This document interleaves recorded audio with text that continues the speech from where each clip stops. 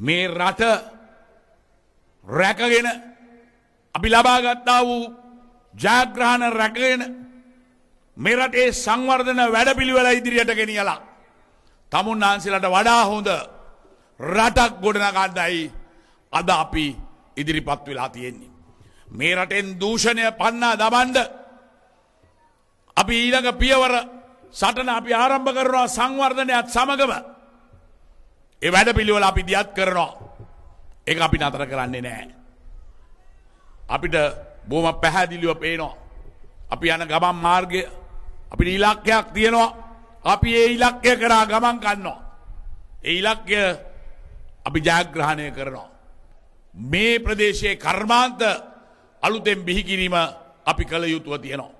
ඒවත් එක්ක ලෝකයා ඉදිරියට ගෙන යන්නට තමුන්නාන්සේලාට විතරක් නෙවෙයි තමුන්නාන්සේලාගේ දරුවන් වෙනුවෙන් මේ රට ගොඩනගන්නයි අපි බලාපොරොත්තු වෙන්නේ.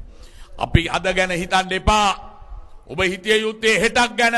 ඔබ හිතිය යුත්තේ අවුරුදු 10කට 15කට ඉදිරියෙන් තමයි අපි හිතිය යුත්තේ. එදාට අපේ රට කොහොමද? අන්න ඒ සඳහා තමයි අපි මේ රට සංවර්ධනය කරන්නේ. ඒ සඳහා තමයි අපි මේ රට ගෙනියන්නේ කියන එක අපි පැහැදිලිව කියනවා. 26 වෙනිදාට මේ රට පාවා දීමට විරුද්ධව